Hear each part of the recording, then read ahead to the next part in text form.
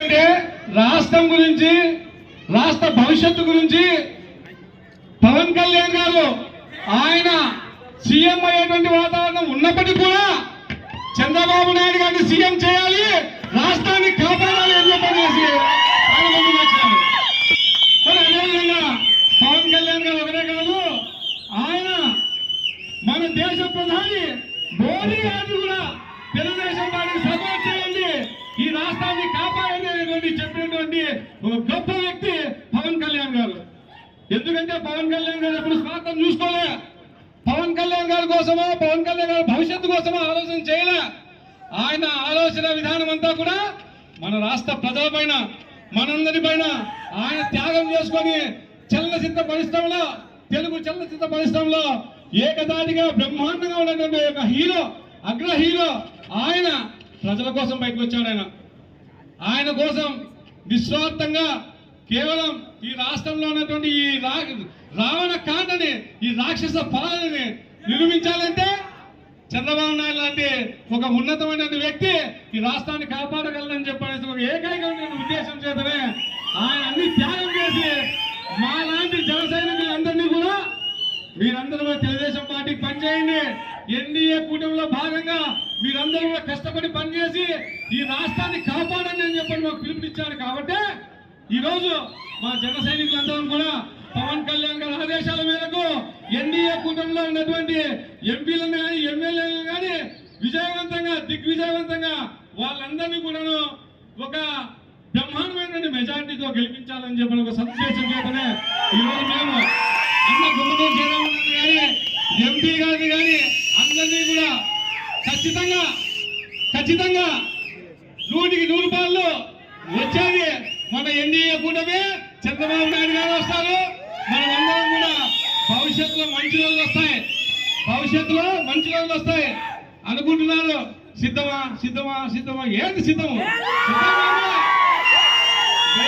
సిద్ధమా? ఏం చేశాను? బటన్ బటన్ బటన్ బటన్ నీ బటన్ అంతా బాగానే ఉంది, మళ్ళీ సారా అమ్ముతున్నావే, బ్రాంతి బాటలు అమ్ముతున్నావే, దానికన్నా లెక్కదాలు ఉందా? దానికి లెక్కదాలు ఉందా? ఆయన అంటాడు నేను స్ట్రైట్ గా అకౌంట్లోకి వేస్తా. చాలా బాగా చేస్తాను, అకౌంట్లోకి వేసేదేమో. బ్రాంతి షాప్ లో బ్రాంతి తాగాలంటే చచ్చిపోతున్నారు.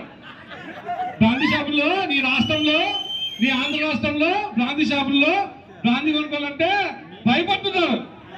ఇంతకంటే ఇంకా అర్థమైన పాలన ఏమన్నా ఉందా? మళ్ళీ ఇంత అర్థమైన కదా. నువ్వు చేయాల్సింది అది కాదు. యువత, చదువుకున్నటువంటి యువత ఉన్నారు, ఆ యువతకు ఉపాధి కల్పించాలి. ఈ రాష్ట్రంలో ఎక్కడైనా ఒక్క దగ్గర కియా మోటార్ మనం అందుగా చెప్పుకుంటున్నామే. నీ యోగ్యతకి ఏదైనా ఒక్కటి అని చూపించాను. ఇండస్ట్రీ కియా మోటార్స్ మేము చెప్తాం మా జిల్లా వాసులుగా, రాష్ట్రంలో ఉన్నామని ఒక్క పరిశ్రమ వచ్చిందా అని చెప్పి సందర్భంగా అడుగుతున్నాం.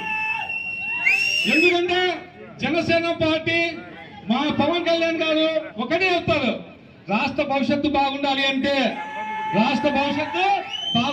చెప్పంటే ఈ యొక్క వైఎస్ఆర్సీపీని తరిమి కొట్టాల్సిందే తప్ప ఏ మార్గం లేదు.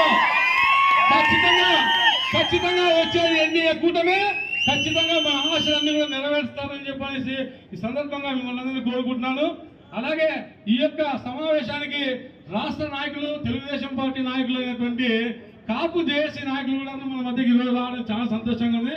సార్ మీ అందరికీ మోస్ట్ వెల్కమ్ సార్. కాపు జేఏసీ దాస్ గారు, రామకృష్ణ గారు, ఆలేటి ప్రకాష్ గారు, ఆయన అడ్వకేట్, వీళ్ళందరూ కూడా చంద్రబాబు నాయుడు గారి కృషి కోసం రాష్ట్ర వ్యాప్తంగా తిరుగుతున్నారు.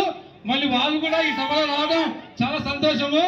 అందరూ కరచాలతోటి వారికి స్వాగతం కోరుచున్నాము.